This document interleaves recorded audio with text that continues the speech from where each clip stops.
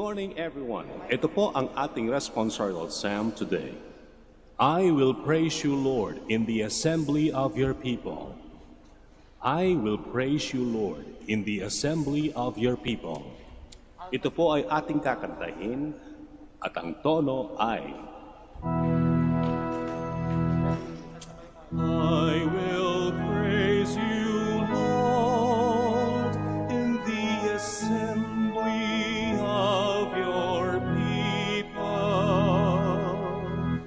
I will praise you, Lord, in the assembly of your people. Makisabay po sa pag-awit sa susunod na misa. Maraming salamat po.